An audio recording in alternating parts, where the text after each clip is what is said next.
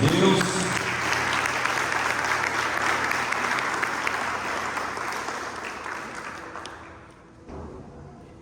Eu vou fazer um resumo do culto passado, queridos, pelo menos uns 5 minutinhos, para que aqueles que vieram poder relembrar onde nós estávamos e aqueles que não puderam estar, que possam embarcar aí nessa viagem, dessa palavra maravilhosa que é a palavra de Deus, sobre a questão do serviço. Nós estamos na série de ministração Ser como Cristo, continuaremos esse mês de maio. Então cada ministro que subir aqui, ele vai puxar algo relacionado a nós sermos como Cristo, porque não há fundamento de estarmos numa igreja, participarmos de uma igreja, de um ministério e não ser parecido com Jesus. Seremos de uma certa forma habilidosos em fazer alguma coisa, vamos repetir processos, vamos sistematizar e fazer tudo dar certo, mas ser distante de Jesus, isso não é válido. Então nós precisamos de fato ser parecidos com Jesus. Nós falamos no culto passado sobre isso, ser como Cristo, e dentro de todas as características de Jesus, nós começamos a falar sobre a questão do serviço, porque Jesus teve na época presencial em termos como homem, e continua tendo o aspecto de servo. E ele mesmo fala de alguma maneira muito explícita quando ele fala: eu não vim para ser servido, mas para servir. Vários versículos tipificam isso, e na prática mesmo você não vê o Jesus acomodado. Oh, que bom! Então melhor assim, né? Já estava vendo o irmão ali vendo Jesus descer e tal. Eu falei: meu, será que eu estou tão espiritual assim? Não, eu só estava sonolento. Então você vê um Jesus, você não vê um Jesus sonolento, você não vê um Jesus acomodado, você não vê um Jesus que só senta para receber aquilo que os outros estão fazendo, você não vê Jesus só preocupado com a Maria e com os seus irmãos, mas ele equilibra as coisas e ele é muito agudo no serviço. Ele tem uma responsabilidade muito forte com seus familiares, mesmo porque um dos mais próximos e mais queridos dele, que era João, conhecido como discípulo do amor, a grande missão de João foi gerenciar o asilo. Todos ali pregando, Pedro ali curando, 3.000 se convertendo, e João cuidando de uma maneira muito pontual da Maria, que já estava no seu avanço da idade. Então ele cumpriu a missão. Jesus ainda deixa um discípulo específico para cuidar da sua mamãe.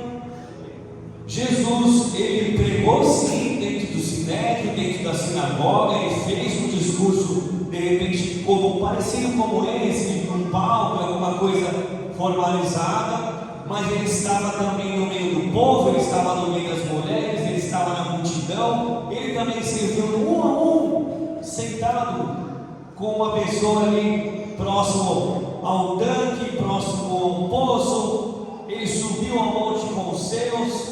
Então você vê um Jesus que não tem preguiça de servir. Amém?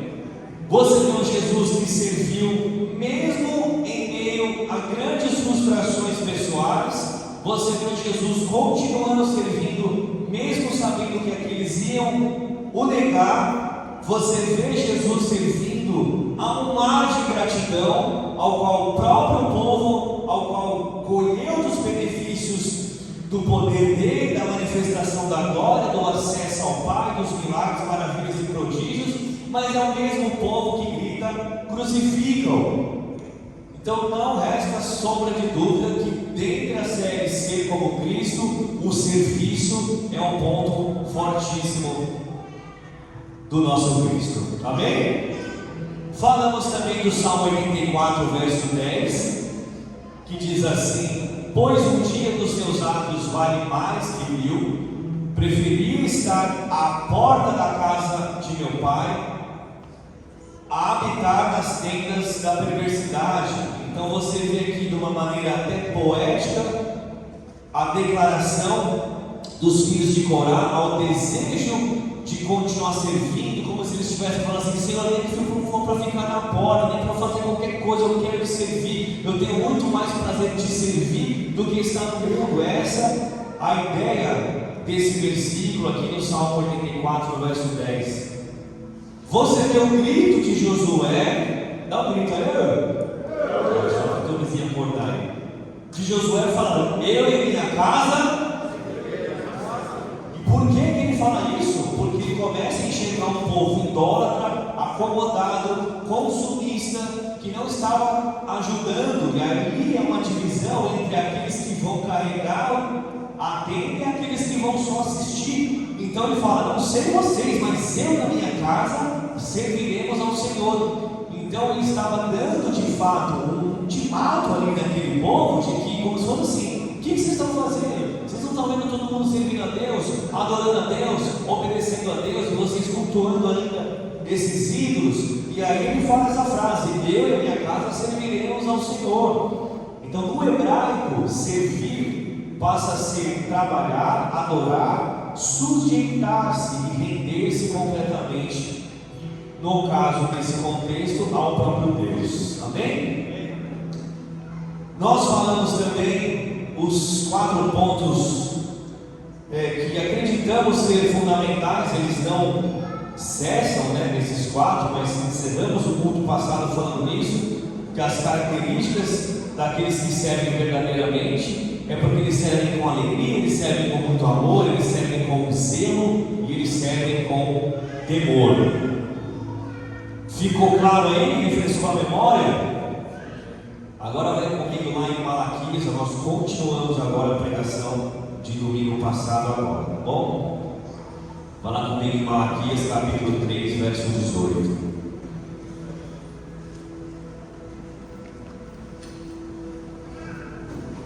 Quero mandar um abraço ao Marcelo, meu atacante. Deus abençoe você. Obrigado pela visita do guerreiro. Time do Boca Juniors, campeonato lá no Portal dos Pássaros. Eles estão conversando já com 2 futuros campeões aí.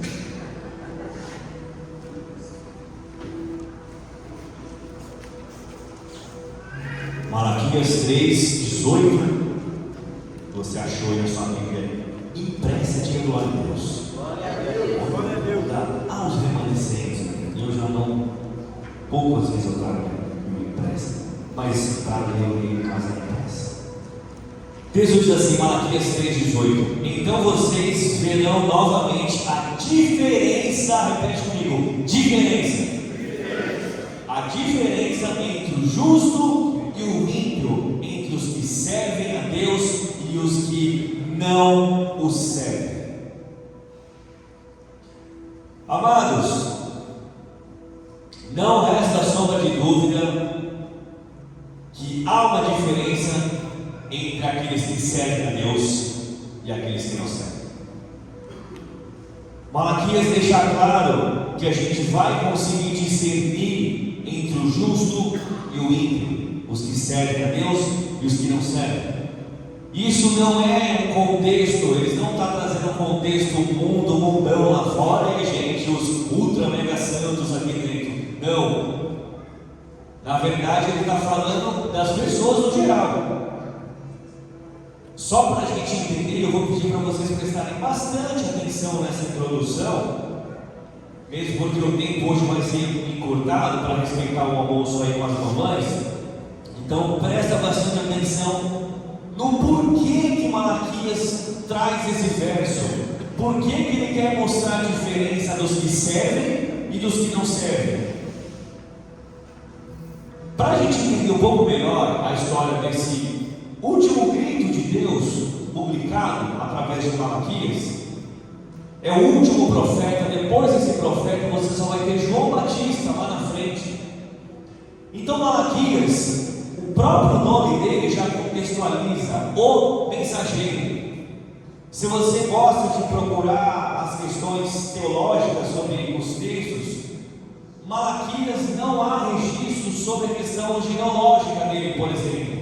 Muitos profetas falam: esse é filho de tal, esse aqui vem de tal linhagem, esse aqui é de tal tribo. Você não encontra na palavra de Deus essa linha familiar, histórica de Malaquias. Há ainda até alguns estudiosos que estabelecem que Malaquias foi só um nome figurativo, que não foi nem o nome do homem em si, do profeta, mas que se tornou um homem figurativo justamente pelo seu significado, o meu mensageiro. É Deus chamando o homem assim: você vai enviar essa mensagem. Então, isso que nós vamos falar agora não diz respeito ao pastor Rafa, não diz respeito à igreja C, não diz respeito ao Malaquias, mas diz respeito ao que Deus quis dizer para esse povo. Amém? O contexto histórico, cronológico do livro de Malaquias, do profeta Malaquias, se situa aí aproximadamente aí 450, 430 anos antes de Cristo. E o que é importante destacar aqui, igreja? Esse é um período pós-exílio. E o que significa isso, pastor? Significa que o povo já não estava mais escravo.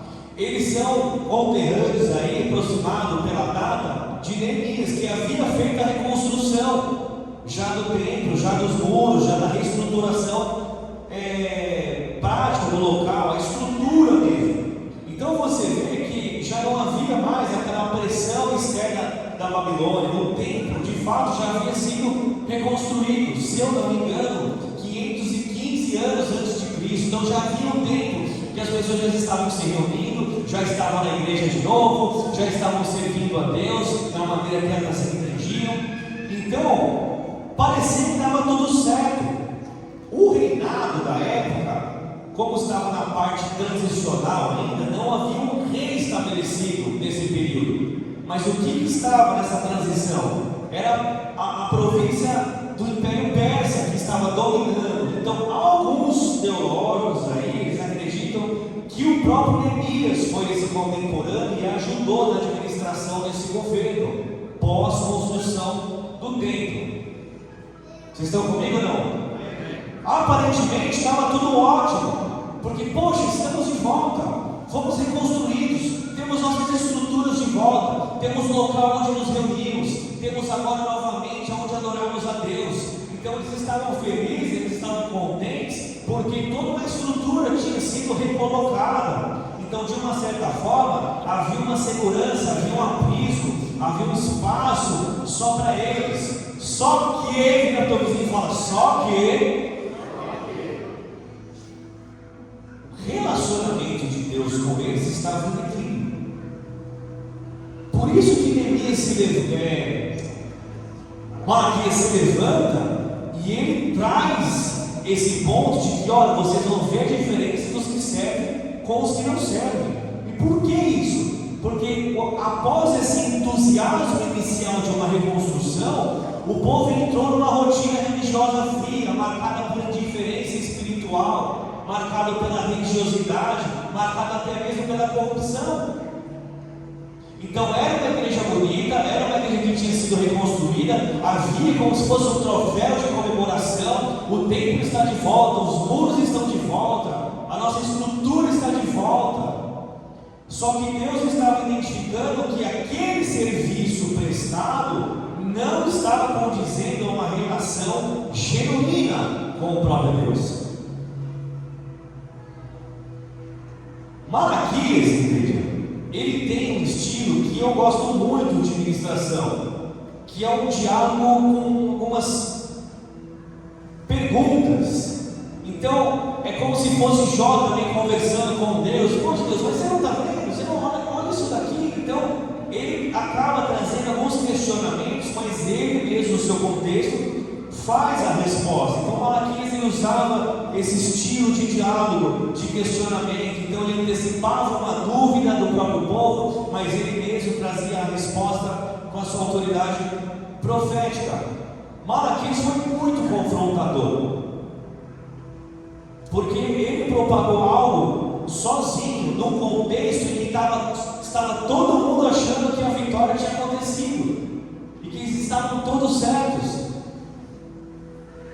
Então Malaquias, ele levanta para confrontar até mesmo os sacerdotes por causa da dureza do coração e da infidelidade dos fiéis, em que no exterior, na vitrine, tudo acontecia, mas essa adoração e esse serviço não estava chegando a Deus.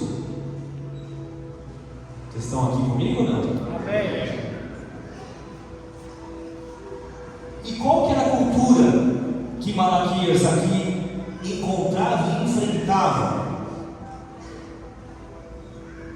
O primeiro ponto era a religiosidade mecanizada.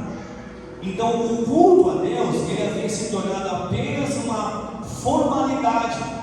Então eles se reuniam, eles prestavam culto, eles repetiam os ritos dos seus pais, dos seus antepassados, mas isso estava completamente distante de um significado real. Então o sacerdócio, que era o escalão do, vamos denominar a igreja aqui, nesse contexto, até eles estavam corrompidos. Então os líderes espirituais, eles mesmos ofereciam sacrifícios impuros. Por quê? Porque o que importava era a visibilidade, o que importava era que os outros iriam ver, o que importava era o que ia ser perceptível aos olhos, mas internamente aquilo estava tudo errado. Então você vê, por exemplo, os próprios homens que deveriam ser fiéis ali no aspecto conjugal, os homens de Judá estavam se desfazendo dos seus casamentos para se casar com as mulheres pagãs. Então eles estavam deixando de lado a cultura judaica, a cultura do casamento, eles estavam se divorciando para se relacionar com a cultura do mundo, com a cultura pagã. E isso começou, de fato, a trazer, vamos dizer assim, uma grande ira no coração de Deus. O mensageiro, no caso do Malaquias, é enviado. Só que quando as coisas começaram a sair do contexto ao qual eles desejavam, o próprio povo grita: onde está o Deus do juízo? Havia um questionamento do povo, duvidando da justiça de Deus. Só que esse povo que fala do juízo eram aqueles que queriam sempre a derrota do outro. Mas sabe aquela velha história de Jesus, quando ele fala assim, que a gente está procurando o cisco do olho do outro irmão, mas tem uma trave no nosso olho? Vocês lembram dessa história, não? Amém. Era mais ou menos esse o contexto. E quando você começa a mergulhar nessa problemática, cada vez mais profunda, é um livro curto, eu incentivo vocês a conhecerem um pouco mais, principalmente amanhã, na segunda-feira, que a gente discute um pouco mais sobre ele. Então você começa a ver na parte do povo um desprezo do pacto da aliança com Deus. Você começa a ver o povo que havia perdido o seu temor e perdido o propósito central. Então a aliança mosaica lá de trás, no seu aspecto relacional, tinha sido quebrada. Ela só estava sendo repetitiva no seu aspecto de comportamento, da religião. E o que Malaquias faz? Malaquias denuncia isso. Malaquias, ele denuncia tanto a frieza, quanto a religiosidade, quanto a corrupção do clero, quanto essa, vamos dizer, essa hipocrisia de congregação. E por que a gente está falando sobre isso? Porque o tema é serviço. Não acontece nessa igreja, né? Na igreja cedo, bem? Mas é igual aquele marido que vai lá, lava toda a louça, a esposa não percebe, sei lá, está na rotina dela, e ele fica lá eternamente. Nem fica lá dentro. Olha lá, depois reclama, nem reconhece as coisas que eu faço aqui. É numa outra igreja que eu ouvi isso, tá bom, amados? Mas também dá uma reconhecidinha, né, irmão? Na moral. Poxa. É quando você faz algo sempre com uma segunda intenção, sempre com um segundo propósito, idealizado por você mesmo. Então a problemática, a gente vai discorrer alguns versos, peço para a galera me ajudar, lá de Malaquias. Por exemplo, Malaquias capítulo 1, verso 7 e 8. Olha o que diz lá.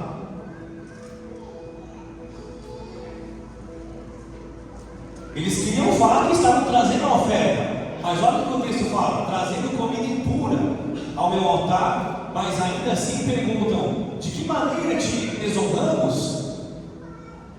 Então assim, poxa, mas eu estou fazendo, eu estou servindo, eu estou fazendo acontecer. Então, e as coisas não aconteciam na vida deles, não sei qual era a motivação, diversas aqui, mas eles estavam questionando que, olha, eu estou fazendo, mas você está falando que eu estou te desonrando? Como que eu estou te desonrando? Eu estou aqui na igreja, eu não faço isso.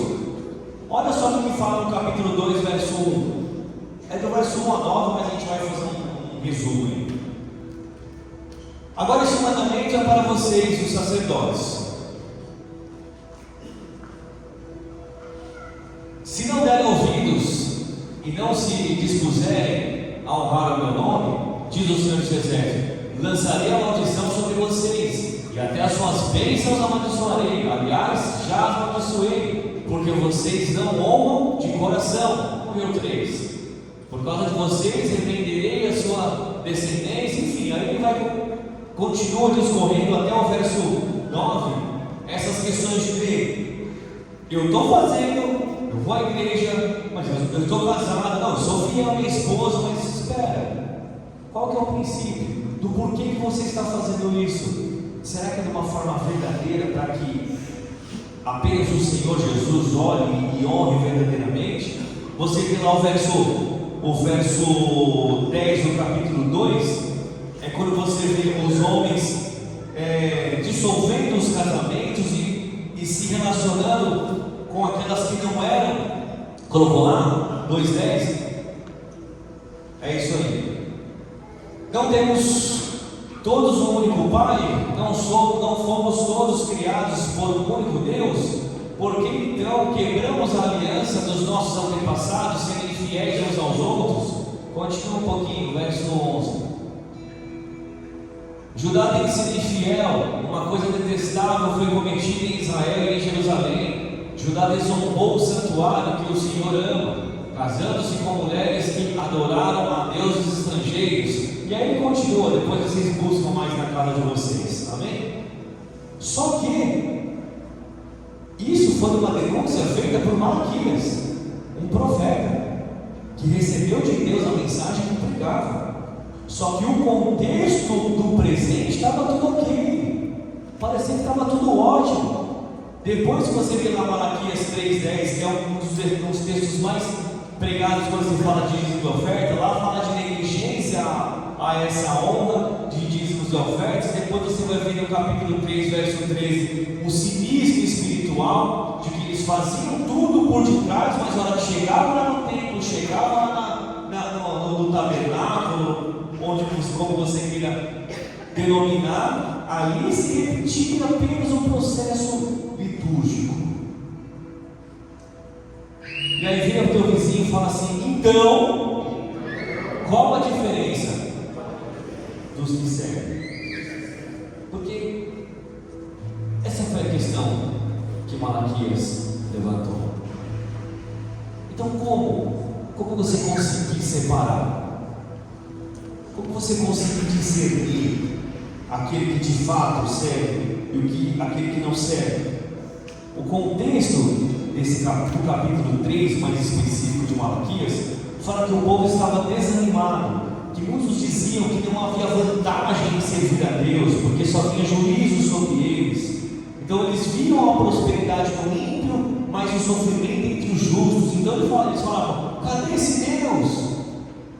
Então, diante disso, Deus responde, mostrando que de fato há sim uma diferença entre os que servem e os que não servem, que é o texto, o verso de Malaquias, capítulo 3, verso 18.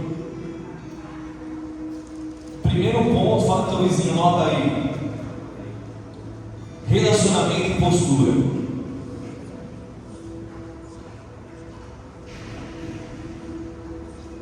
Igreja,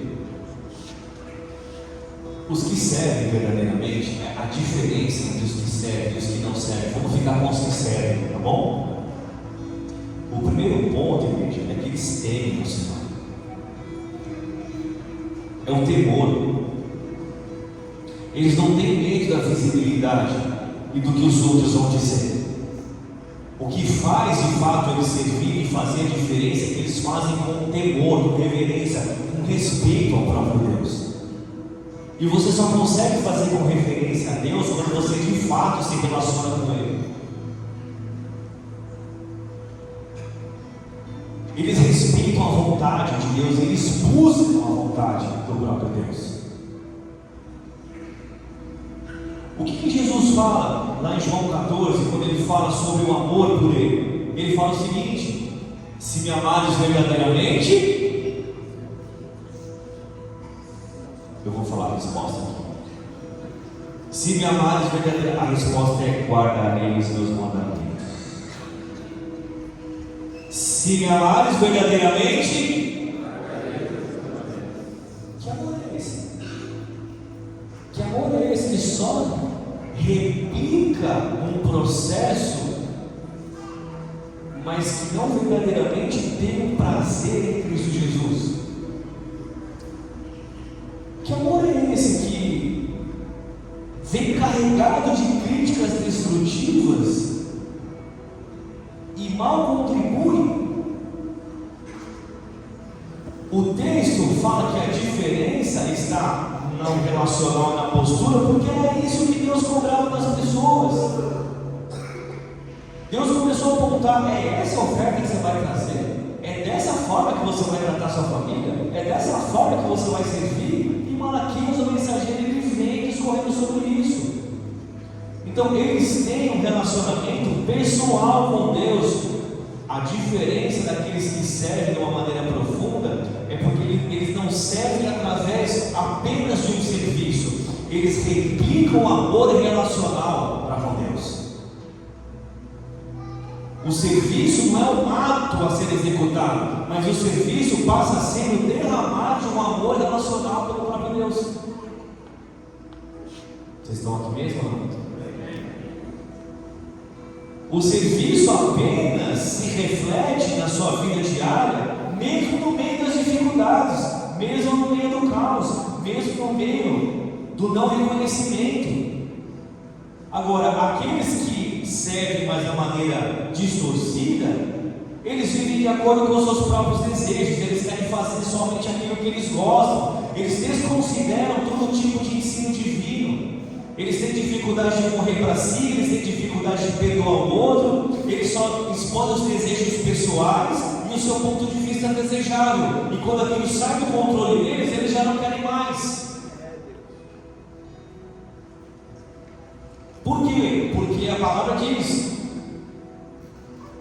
onde está o teu coração? É o lugar que está o tesouro. Então, onde há importância para mim, eu estou. Mas a partir do momento que Deus começa a pedir coisas que eu não desejo fazer, ou que Deus está usando o erro do outro, o erro do irmão, para me formar e para me forjar, então eu já passo a ter outro tipo de comportamento. Por isso que o Malaquias falou: vocês vão ver a diferença dos que servem e dos que não servem, porque na hora do aperto a gente vai começar a ver o fruto. E está aqui da glória. A diferença que Malaquias fala dos que servem verdadeiramente e dos que não, ou que servem de uma maneira deturpada, aqueles que servem verdadeiramente são de fato os remanescentes. Por quê? Porque eles valorizam a comunhão, eles valorizam a fidelidade, eles valorizam o temor. Isso é muito mais do que uma recompensa imediata dessa vida. Então aqueles que servem de uma maneira deturpada estão sempre esperando uma recompensa, estão sempre esperando um pódio, estão sempre esperando uma medalha, estão sempre esperando um local, uma visibilidade melhor na sociedade, estão sempre querendo receber algum benefício monetário. E os remanescentes só fazem porque amam. Eles só fazem porque eles têm a comunhão com Deus, porque eles estão se relacionando com Deus, eles querem ver um Deus que eles servem feliz. Então eles não servem por uma pressão operacional, institucional, eles servem porque simplesmente ele está face a face com Deus todos os dias. Então ele só quer fazer como uma prova de amor. Então o serviço não passa a ser uma perspectiva de recompensa, o serviço já é a recompensa. já é a minha recompensa, ter o poder de ser participante. É o que os filhos de Corá falaram: Senhor, seu poder está somente à porta. Isso já é a recompensa. Você poder servir aqui na casa de Deus, se inserir com o departamento, servir a sua esposa na sua casa, o seu marido, os seus filhos. Eu quero agradecer de público a vida do Val está aí, e a vida do Ronaldo, que ontem foram com meu sogro até Indaiatuba, para ele passar por um procedimento cirúrgico. Acompanharam eles, ele, meu sogro, ficaram lá, trouxeram ele de volta, vivo. Aí hoje ele pegou ele, além dessa questão com a minha sogra, a gente tinha um retorno na policlínica, 9 horas da manhã, daí a Nina foi lá, levaram novamente lá para ver as questões pós-cirúrgico, as crianças foram juntos, e eu estou aqui, e isso é igreja. Eu quero agradecer a Jesus por essas vidas. Obrigado, meus amados. Então, guarda isso. Para de servir a Deus por uma recompensa. O serviço já é a recompensa. Para de servir a Deus para esperar algo. O serviço já foi o que você mais esperou. Esse grupo remanescente, dá glória a Deus só os remanescentes. Os remanescentes valorizam a comunhão, eles valorizam a recompensa, já é o serviço, já é estar com Deus. Agora, os que não servem, ou servem de uma maneira deturpada, eles estão sempre esperando o resultado visível. Sempre tem que ser no gosto dele, no aplauso dele. E quando eles não enxergam o resultado desejado, eles desanimam. Estou desanimado. E o problema é que eles ainda tentam influenciar outros. Então aqueles que servem de uma maneira deturpada, e quando a gente consegue ver a diferença, eles sempre estão tentando ver algum tipo de vantagem pessoal naquele serviço. Sempre estão esperando uma recompensa porque eles estão servindo. Isso é ilusão. Pessoas servem na igreja porque elas querem escalar cargos. Esse povo que Malaquias está aqui pegando forte no texto que leva o nome dele, o mensageiro, eles começaram a reclamar porque eles estavam fazendo, e o ímpio prosperando. Então eles falam assim: poxa, por que o ímpio está prosperando e a gente não? Por isso que Deus vem, arrebenta eles. Porque vocês estão pior que eles. Eles pelo menos vestiram a camisa do ímpio, estão sendo. Agora vocês não, vocês fazem uma vitrine religiosa e por detrás estão trazendo ofertas escandalosas, estão deixando seus familiares para servir outros deuses, estão se corrompendo.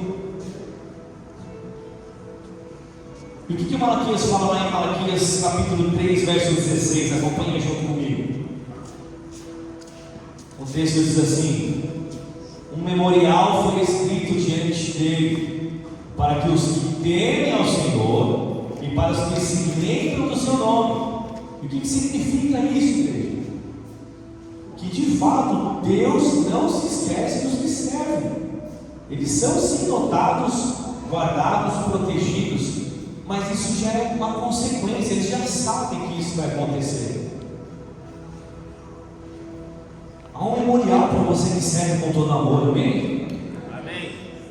Há um memorial. Só que isso não é uma espera, não é um desejo posterior ao serviço. Você já sabe que isso vai acontecer, porque você já tem o seu nome no livro da vida. Você já serve, o seu melhor benefício terreno é como se de Corá declarado, de uma forma até romântica. Queria estar só na porta servindo, Senhor, já está ótimo. Não precisa nem entrar lá para servir. Eles davam a entender que poderia ser que os serviços internos poderiam ser mais importantes, mas o prazer deles era tão grande de servir, que eles falavam: Senhor, só deixa eu fazer alguma coisa aqui, deixa eu só mascar uma cadeira, Senhor. Isso já é um benefício. Esse já é o desejo.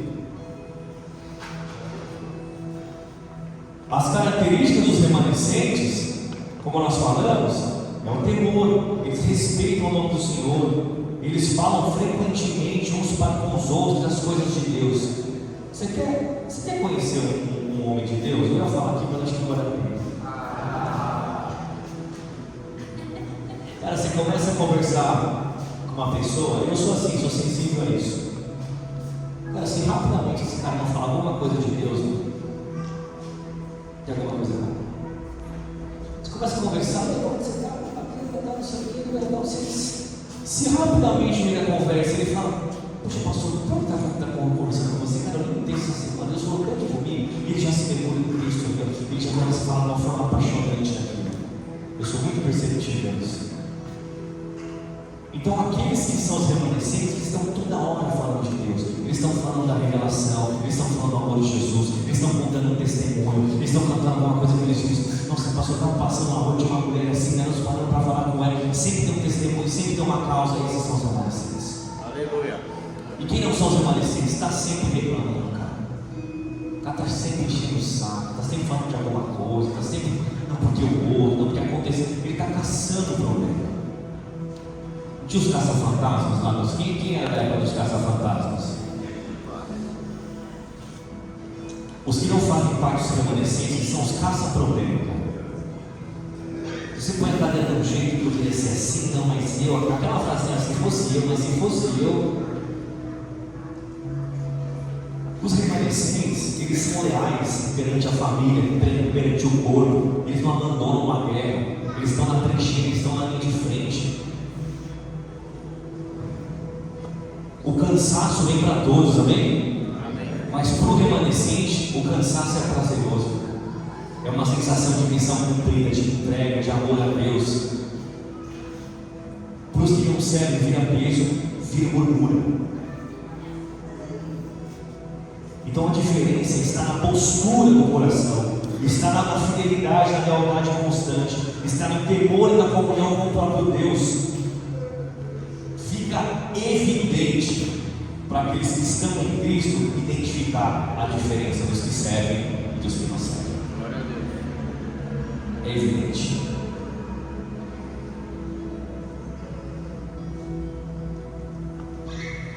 Para encerrar, Diabo, guarda essa aí, a diferença está sempre no que somos e não no que fazemos. A grande diferença apontada para os que servem e para os que não servem é o que os que servem verdadeiramente, eles só derramam quem eles são. Eles só derramam a Jesus. Eles só fazem aquilo que vê o Pai fazer. É isso que Deus falou. Eu só faço aquilo que eu vejo meu Pai fazer. Se você não vê o Pai fazer, você vai fazer porque eu estou fazendo. Então você não vai estar olhando para o Pai, você vai estar olhando para mim, para quem está no povo, para quem está no meio do povo, nas pessoas, em algum ministério. E aí só repetir o que o outro está fazendo, sabe o que vai acontecer? Daqui a pouco você vai começar a ver os defeitos, vai murmurar ou vai ficar pesado, vai virar um fardo, porque só está repetindo aquilo que o sistema impôs você fazer. Servir é a expressão máxima do teu amor por Jesus. Como que você replica o amor? Como que você pode retribuir? Não tem o que você faça que retribua o que Jesus fez por você na cruz. Mas o serviço passa a ser uma forma de você apenas demonstrar esse reconhecimento, esse temor. Por isso que Jesus falou para Pedro, no momento de negação, no momento de erro: se tu me amas, apacenta as minhas ovelhas. Esses são os dois atos do amor por Jesus: guardar os mandamentos e apacentar as ovelhas, servir a igreja, servir as pessoas. Ser remanescente em igreja de Jesus é resplandecer e manifestar Cristo Jesus. É esse tipo de serviço que Malaquias estava cobrando para aquele povo, que tinha tudo nas mãos. Eles tinham habilidades, eles tinham recursos, eles tinham o templo de volta, os muros reconstruídos. Mas eles tinham duas maneiras de viver: a de dentro do templo e a de fora do templo.